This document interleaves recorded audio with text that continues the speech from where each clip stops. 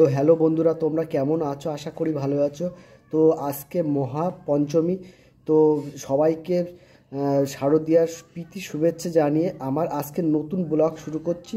তো আজকে আমি যাব বনগাঁ। তো আজকে আমাদের যে মাতৃস্নেহ ফাউন্ডেশন তরফ থেকে যে বস্ত্রদান বিতরণ অনুষ্ঠান করা হবে, মানে আমরা বনগাঁয় যাব। ওখানে যেসব সবাই মোটামুটি চলে গেছে, আমি যাব এখন। আর এখন ঘড়িতে বাজে 10টা। তো আমি এখন বাড়ির থেকে বেরোবো আর বনগাঁতে যাব ডাইরেক্ট। আর তো বনগাঁতে স্টেশন চত্বরে যেসব ছোট ছোট বাচ্চারা যারা গরিব, আমরা কিছু তুলে দেওয়ার চেষ্টা করব। তা চলো ওখানে গিয়ে দেখা হবে।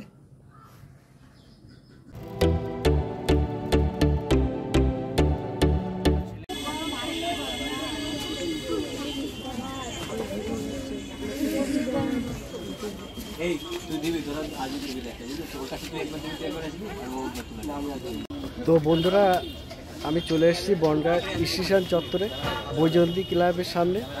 তো এখানে বস্ত্র বিতরণ অলরেডি শুরু হয়ে গেছে।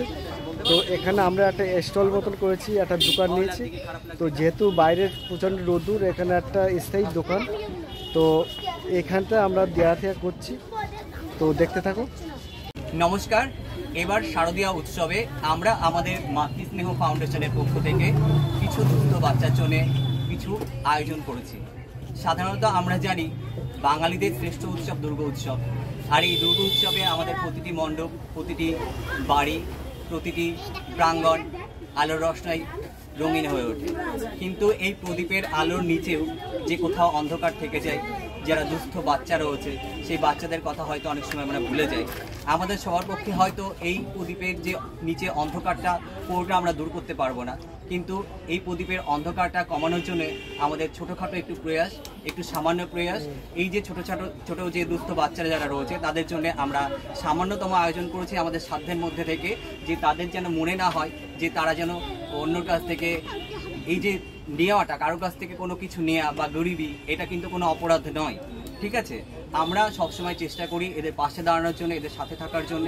আমরা এবারও চেষ্টা করেছি বিনা পয়সা নিখরচায় এরা যারা পুজোর বাজার এরা করতে পারে, সেজন্য আমরা বনগাঁ স্টেশন চত্বরে বৈজয়ন্তী ক্লাবের যে প্রাঙ্গণ রয়েছে সেখানে আমরা নিখরচায় বা বিনা পয়সায় পুজোর বাজারের আয়োজন করেছি। তো আমরা আমাদের এই যে পুজোর বাজারটা আজ সাজিয়ে তুলেছি আমাদের সাধ্যের মধ্য থেকে, এবং সেখান থেকে আমরা ইনভাইট করছি, তাদেরকে আহ্বান করছি, এখানকার যারা দুস্থ বাচ্চা রয়েছে যারা এখনও পুজোর জামা কাপড় কিনতে পারেনি তাদেরকে আমরা এখানে আহ্বান করেছি। তারা আসছে এবং আমরা তাদের হাতে তাদের বয়স অনুযায়ী, তাদের চাহিদা অনুযায়ী, তাদের যতটা পূরণ করা যায় চাহিদা, সেই হিসাবে আমরা তাদের হাতে।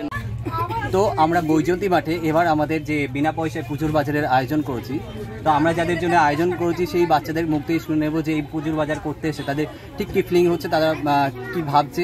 ঠিক আছে, তোমার নাম কি? আমার নাম জ্যোতি সিং। জ্যোতি সিং, বাড়ি কোথায়? জ্যোতি সিং, বাড়ি কোথায়? বাবুপাড়া। বাবুপাড়াতে, তাই তো? তো আমরা যে এবার পুজোর জন্য তোমাদের জন্য কিছু ভেবেছি, এই যে নতুন জামা নিয়ে এসেছি তোমাদের জন্য, এটা দেখে তোমাদের কেমন মনে হচ্ছে? খুব ভালো লাগছে। খুব ভালো লাগছে। আচ্ছা, পুজোর কি তোমার জামা হয়েছে? হয়নি, তাই তো? ঠিক আছে। তো আমি এবার চলো সামনে ওই ছোট বাচ্চা ছেলেরা রয়েছে তাদের কাছ থেকে একটু শুনে নিই। কে আছে এখানে? সে কে ছিল? শুভকর। আচ্ছা, শুভ এসো। এই যে শুভকয় দেখতে পাচ্ছ, কিছুদিন আগে রাত্রেবেলা আমরা খাওয়া দিতে এসেছিলাম বনগাঁ স্টেশন চত্বর, সেখানেই এই ভাইয়ের সাথে আমার পরিচয় হয় এবং তারপর থেকে আমি এর ফোন নাম্বারটা নিই এবং পরবর্তীকালে আমরা যেই জামা কাপড় দেওয়ার ব্যাপারে এর সাথে কথা বলি।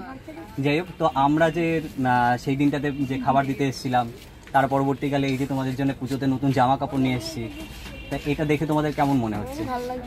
ভালো লাগছে, তাই তো? তোমাদের কি পুজোর জামা কাপড় হয়েছিল এবার? হয়নি, তাই তো? এই জামা কাপড়গুলো তোমাদের পছন্দ হয়েছে? আমরা যে বাচ্চাদের জন্য জামা কাপড়গুলো নিয়ে এসেছিলাম, এরা খুবই খুশি হয়েছে, আর এদের খুশিতেই আমাদের খুশি। আগামী দিনে যাতে আমরা এই ধরনের কাজ বা এই ধরনের বাচ্চাদের পাশে দাঁড়াতে পারি, সে ব্যাপারে আপনারা আশীর্বাদ করবেন। আর এই ব্যাপারে শুধু আমাদের ফাউন্ডেশনের সদস্য না, বেশ কিছু আগ্রহী উৎসাহী মানুষ যারা আমাদের পাশে এসে দাঁড়িয়েছেন, তাদের প্রত্যেককে অসংখ্য ধন্যবাদ জানাচ্ছি। আপনারা দেখতে পাচ্ছেন যে আপনারা যে সাহায্যের হাত বাড়িয়ে দিয়েছিলেন, সেই সাহায্য দিয়ে কিছু দুস্থ মানুষের মুখে যে হাসি আমরা ফোটাতে পারছি, এই হাসির যে পাওনা, যে পরম প্রাপ্তি, আশা করি এটা আপনারাও অনেক খুশি হবেন এবং নিজে থেকে নিজেকে বড় একটা মনের পরিচয় দেওয়ার জন্য আমরা আমাদের মাতৃস্নেহ ফাউন্ডেশনের পক্ষ থেকে আপনাদের প্রতি অনেক ধন্যবাদ জানাচ্ছি এবং আমরা আশা করছি আগামী দিনে এভাবে আপনারা আমাদের সাথে থাকবেন, পাশে থাকবেন।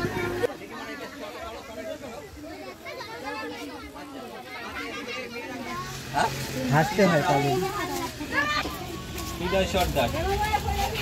এটা পছন্দ হয়েছে? পছন্দ